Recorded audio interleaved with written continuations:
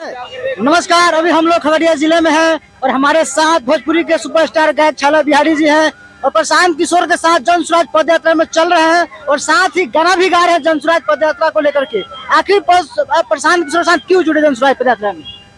प्रशांत किशोर जी की सोच जो है ना बहुत यूनिक है, क्योंकि अभी तक मैंने नहीं देखा है या मैंने नहीं सुना है किसी भी पॉलिटिशियंस ने बिहार की जो सबसे ज्वलंत समस्या है पलायन, भ्रष्टाचार और रोजगार, इस पर आज तक किसी पॉलिटिशियन ने बात नहीं की। इन्होंने उस मुद्दे को पकड़ा है कि अगर जन स्वराज की स्थापना होगी तो हम लोग सबसे पहले, बल्कि इन्होंने तो कह दिया कि 1 साल के अंदर हम आपके गांव में 10 से 15 हज़ार का इंतजाम करवा देंगे आपके बच्चे के लिए। लेकिन ये होगा क्या? सबसे बड़ी सवाल आ रही है कि मतलब बिहार में उतना भी धनवान राज्य तो है नहीं, तो फिर ये बिहार के पूरे जो नौजवान बाहर गए हैं उनको बुला करके ही रोजगार देने की बात की जाए, कैसे पॉसिबल है? नहीं, वो सुनने में मुश्किल थोड़ा जरूर लगता है, लेकिन हमने एक जगह भी चर्चा की थी तो इनकी जो टीम है आईपैक, जहाँ ये रोज बैठते हैं, जैसे अभी 2 दिन पद यात्रा नहीं थी वो बैठ के होमवर्क कर रहे थे, इनकी टीम ने कहा कि सब पे होमवर्क बहुत तगड़ा हो रहा है। मैं एक बात बोलता हूँ, ठीक है इन्होंने कहा है 1 साल में हम देंगे, अगर 1 साल में नहीं भी दे पाए, हम 5 साल में भी, अगर 5 साल में 10% 20% लोगों को भी देंगे तो बहुत बड़ी बात होगी ना। अभी तक तो इस पे बात ही नहीं हो रही ना, और मैं ऐसा मानता हूँ कि जो आदमी बात करेगा वही ना काम करेगा, जो बात ही नहीं कर रहा है। आज तक तो यहाँ चुनाव सिर्फ जात पात पे, इसके अलावा तो कोई बात ही नहीं करता है ना। आज भी बिहार में सिर्फ जात पात नहीं, और भी राज्यों में है। अब बात कर रहे हैं जात पात पर नहीं। देखिए, प्रशांत किशोर जी का कहना है कि सभी राज्यों में जात है, लेकिन हमको ऐसा लगता है कि हम लोग जात पात पे ज्यादा मरते हैं।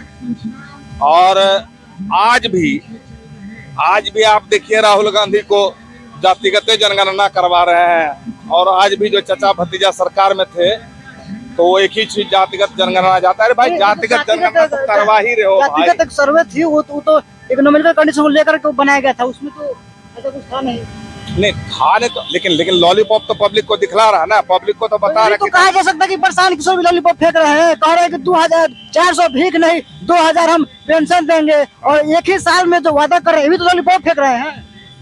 चलिए मान लिया जाए लॉलीपॉप फेंक रहे हैं, लेकिन आप एक चीज मैं बताता हूँ, आपके बगल के राज्य में झारखंड में 1000 रुपया मिल रहा है कि नहीं मिल रहा है?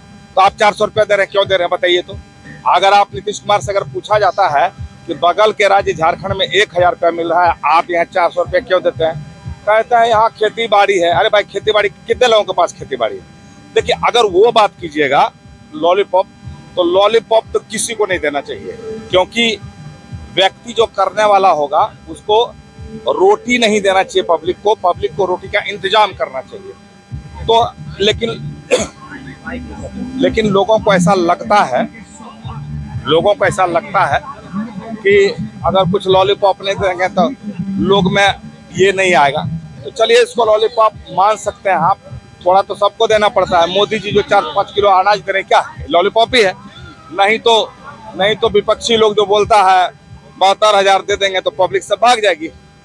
तो एक बार जब आदमी आता है सरकार में, जब आता है और जिसके पास विजन है वो काम तो करता है ना। जैसे आज मोदी जी काम कर रहे हैं, लोगों के लिए काम कर रहे हैं, लोग उसको पसंद भी कर रहे हैं, लेकिन मोदी जी भी हमारे बिहार के रोजगार के बारे में तो नहीं सोच रहे हैं। काम तो उनका चल ही रहा है। ये अगर अभी रोजगार की बात कर रहे हैं, पलायन को रोकने की बात कर रहे हैं, तो ये बेस्ट ऑप्शन है। बिहार में अभी तक चुनाव इन मुद्दों पे नहीं हुआ, इसलिए मुद्दा बहुत अच्छा है। और जैसे आपने कहा कि लॉलीपॉप, ठीक है, अगर ये कह रहे हैं तो इनका रिकॉर्ड ऐसा है कि इन्होंने जिसको पकड़ा उसको बना दिया, तो इनका रिकॉर्ड ऐसा कहता है कि हवा में ये बात। एक मिनट, यही सवाल उठ रहा है कि मोदी को बनाने वाले यही हैं, नीतीश कुमार को बनाने वाले हैं। नीतीश कुमार को सुशासन बाबू कहा जाता है, तो फिर उसी नीतीश कुमार के खिलाफ झाड़ू करने का क्या कारण है? हो सकता है कि पार्टी में जो है बड़ा पद इनको नहीं मिला होगी। तो नो, पद तो मैं ऐसा बोलता हूँ, मेरा यहाँ तक विश्वास है कि ये बिहार में अगर नीतीश कुमार को जिस पद के लिए कहेंगे, आज तक नीतीश कुमार जी गृह मंत्रालय किसी को नहीं दिया है, कोई भी कितना भी सटे बीजेपी चाहे कुछ भी, गृह मंत्रालय बोलेंगे तो इनको मिल जाएगा। लेकिन देखिए, वहाँ जो इन्होंने काम किया था वो अलग मुद्दा था। आपने इनसे जिसने भी सवाल पूछा उसका इन्होंने जवाब दिया। मैं भी बोलता हूँ कि मैं भी तो, जब नीतीश कुमार जी ने रेल दुर्घटना के बाद जो उन्होंने इस्तीफा दिया था, उस समय मैं नीतीश कुमार जी का प्रशंसक हो गया था। और शुरुआती दौर में तो 5 साल उन्होंने काम किया, तो कोई भी आदमी प्रशंसक हो जाएगा। लेकिन वो उसी में उलझे रह गए ना। सड़क और बिजली के बाद ऊपर नहीं उठ पाए ना, उन्होंने रोजगार को मुद्दा नहीं बनाया ना। तो नीतीश कुमार जी इतने घटिया आदमी तो नहीं थे, कम से कम 5 साल जो शुरुआत है, अब जाके घटिया हो गए। अब उम्र हावी हो गया, अब वो जात पात करने लगे। तो जब ये अच्छे थे, उनके साथ मिलकर काम कर रहे थे। जैसे मैं तो मोदी जी का प्रशंसक हूँ, लेकिन अभी क्यों आ रहा हूँ, आप बोलेगा आप तो मोदी जी का प्रशंसक थे। अरे भाई, मोदी जी बहुत अच्छा है, लेकिन मोदी जी काम नहीं दे रहे ना बिहारियों को। बिहारी कब तक जाता रहेगा दूसरे जगह पे काम करने। अगर उस मुद्दा को इन्होंने उठाया तो ये मुद्दा बेस्ट है। तो हमको अगर अच्छा लगेगा जो व्यक्ति, हमको आप बहुत अच्छे हैं, अगर आपसे कोई अच्छा मिलेगा तो हम उसके साथ चले जाएंगे। ये लोकतंत्र सवाल उठ रहा है कि कांग्रेस की विचारधारा पे जो है जन स्वराज पद यात्रा निकाली गई है। कांग्रेस के साथ इनका बातचीत हुआ तो बात नहीं बनी, तो फिर इन्होंने अपनी पार्टी बनाने के लिए पद यात्रा निकाली हुई है। जी नहीं, आप बहुत अच्छी बात, आपने बहुत अच्छी बात कही।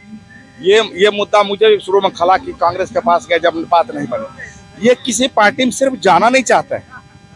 मोदी जी के पास जब गए, मोदी जी का जब काम इन्होंने किया, तो मोदी से अलग क्यों हुए? किसी भी पद के लिए अलग नहीं हुए। इन्होंने जो मोदी जी के लिए काम किया था, तो इन्होंने एक होमवर्क किया था कि ऐसे ऐसे करके शासन किया जाएगा। वो ये जल्दी से जल्दी लागू करना चाह रहे थे, जिसमें मोदी जी ने असमर्थता जताई, इसलिए वहां से भागे। इनका ये जैसे घूम रहे ना, मतलब कांग्रेस में क्यों नहीं अंदर जाने दिया गया, यहाँ से क्यों भागे? नहीं, कांग्रेस में भागे नहीं। कांग्रेस को इन्होंने नहीं मिला, बेकारी नहीं। कांग्रेस देखिए, कांग्रेस, और इसमें तो कहीं कोई शक की बात नहीं है कि कांग्रेस पूरे देश में है। तो इनको लगा था कि कांग्रेस को न्यू विजन के साथ अच्छा किया जा सकता है। लेकिन वहां पर क्या है, अंदर में कुछ महत्वाकांक्षा नहीं होगी पार्टी को लेकर, तब तक कैसे आप उनको विजन देने जाएंगे? महत्वाकांक्षा, अब जैसे मैं आ रहा हूँ, ठीक है, यहाँ पे काम आ रहा हूँ, तो क्या मैं बोल रहा हूँ हमको सीएम बना दीजिए? अरे भाई, जहाँ काम होगा वहाँ बहुत सारा स्कोप रहता है। आप क्यों जुड़े? मतलब आप तो अच्छी खासा पैसा कमा रहे थे, संतुष्ट है जीवन में, तो फिर आप क्यों? बहुत अच्छी बात है, जब अच्छा पैसा कमा ही रहे तो क्यों जुड़े हैं? भाई, धरती के प्रति मेरा कुछ कर्ज नहीं क्या? धरती के इसी मिट्टी में पले बढ़े हैं ना। आज हम बड़ा आदमी बन गए, आज मेरे पास नाम शोहरत पैसा सब कुछ है। इनको हमने क्या दिया? हम तो इतना कमा लिए, अब कुछ भी नहीं करेंगे तो हमको दाल रोटी का कोई प्रॉब्लम नहीं होगा, हमारे बच्चों को भी नहीं होगा। लेकिन होता क्या नहीं, एक समय के बाद आदमी को लगता है कि यार इसी मिट्टी में पले हैं, बढ़े हैं, यही के लोग अगर हम आगे चले गए, यहाँ के लोग पिछड़ गए, तो इनको भी साथ में लेके चलना चाहिए। यही मिट्टी का कर्ज है। आपने कांग्रेस के बारे में जो कहा, कांग्रेस को ये चाहते थे कि न्यू विजन के साथ जोड़ा जाए, लेकिन वहां पर क्या है ना, सोनिया गांधी अपने बेटे से ऊपर कुछ नहीं, वो अपनी बेटी को भी हाईलाइट नहीं करना चाहती है। तो उनको लगा कि ये आ जाएगा तो हमारा बेटा पिछड़ जाएगा, इसलिए इसके लिए इनकी बात इन्होंने नहीं सुनी। प्रशांत किशोर मतलब नेता के रूप में वहाँ पे जाना चाहते थे आप? अरे उसको सोचे थे कि हिंदुस्तान की सबसे बड़ी पार्टी है, इसको नए तरीके से इसी को दाल रोटी के साथ जोड़ा जाए, इसी पे न्यू विजन दिया जाए, इसी से बिहार का कल्याण करवाया जाए। तो होता है जैसे आज मैं इतना पॉपुलर आदमी हूँ, मुझे इतना लोग पसंद करते हैं, फिर मैं इनके साथ क्यों जुड़ा? मुझे लगता है कि इनके साथ काम करने का मौका मिलेगा, और इनके साथ जो टीम है ना, बहुत जबरदस्त है, उनका होमवर्क बहुत तगड़ा होता है। तो हमको अगर इनकी टीम मिल जाए तो हम और अच्छा कर सकते हैं ना। यही लोभ है हमारा, यही लोभ इनका था कि कांग्रेस एक बड़ी पार्टी, नाम तो है ही, अगर इस आदमी को नए तरीके से हम चाहें करना, ये कीजिए, वो सुनता नहीं। राहुल गांधी 2025 में जनता की सरकार आ पाएगी प्रशांत किशोर की? देखिए, 2025 में मैं हवा में तो बात नहीं करता हूँ। 2025 में किंग मेकर रहेंगे, और इसके बाद के चुनाव में किंग रहेंगे। आपको भरोसा है? हाँ, पूरा भरोसा है। लोग भैया देखिए, 75-80 साल हो गए बुड़बक बनाते हुए लोगों को, कब तक बुड़बक बनाइएगा? और आज सोशल मीडिया का जमाना है, आज हर आदमी जुड़ा हुआ दुनिया से, लोगों को पता चल रहा है। आपके पास पहले ऑप्शन नहीं था, अभी ऑप्शन आया है। निश्चित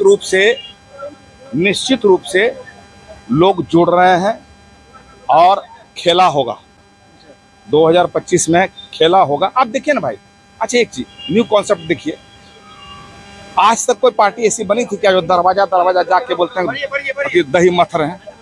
आज तक कोई पार्टी, आप किसी भी पार्टी में चले जाइए, एक डॉक्टर चला जाए आरजेडी में, ऐसे करके देखेगा और लालू इशारा कर देगा कि नहीं सबको नहीं जोड़ना। अभी मैंने एक इंटरव्यू में पढ़ा कि इंदिरा गांधी के अति के बाद हत्या होने से पहले उन्होंने अपने बेटे को इंस्ट्रक्शन दिया था, राजीव गांधी को, कि कभी भी बच्चन फैमिली को टिकट मत देना। क्या वजह थी? ये इतना पॉपुलर है कि वो खा जाएगा। अब उसको अपने पॉपुलैरिटी का चिंता है, वो मेरा स्थान ले लेगा, इसकी चिंता, देश की चिंता नहीं थी। अरे भाई देश की चिंता करो ना।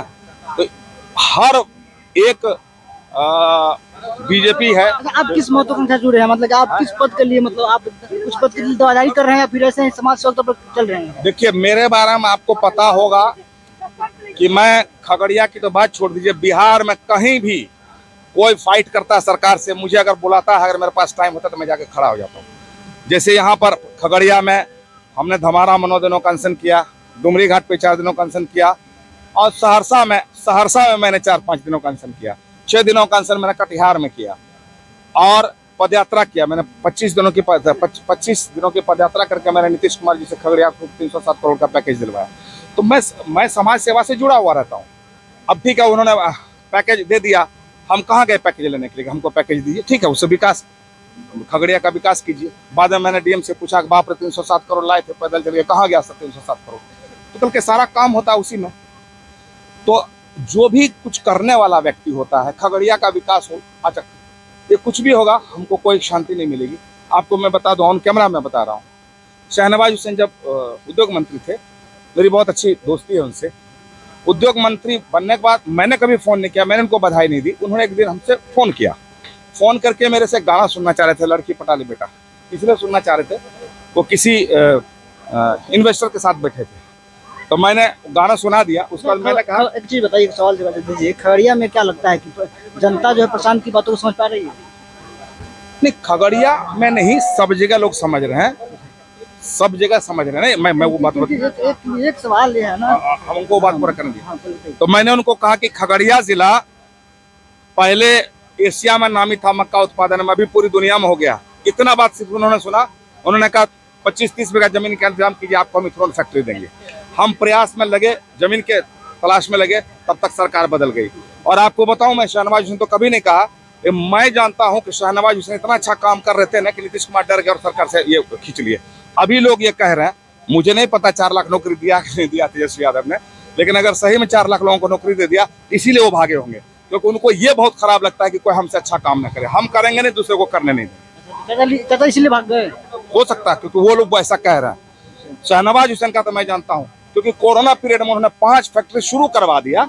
ये नीतीश जी को अच्छा नहीं लगा कि ये आदमी छा जाएगा, बिहार की दुखती रग है रोजगार, और सबको रोजगार मिलने लगेगा तो हमको कोई नहीं वोट देगा, सब बीजेपी को वोट दे देगा, इसलिए भागे थे। शहनवाज हुसैन अपने मुंह से कभी नहीं बोले। और आज अगर वो रहते ना, तो हम लोग इथेनॉल फैक्ट्री के बारे में यहाँ पर कुछ काम करते खगड़िया में। तो खगड़िया के लिए मैं प्रयासरत हूँ कि एक कल कारखाना अगर ये लोग आ जाएंगे तो बहुत अच्छा हो जाएगा। इनके साथ जो सवाल आप मुझसे पूछना चाह रहे हैं ना, मैं एक दिन प्रशांत जी से पूछूंगा, धन्यवाद। अभी थोड़ा मैं प्रशांत जी से पूछूंगा कि 1 साल में कैसे करके दीजिएगा रोजगार, मैं भी पूछने वाला हूँ। ठीक है, धन्यवाद, फिर मिलेंगे। ओके, बहुत बहुत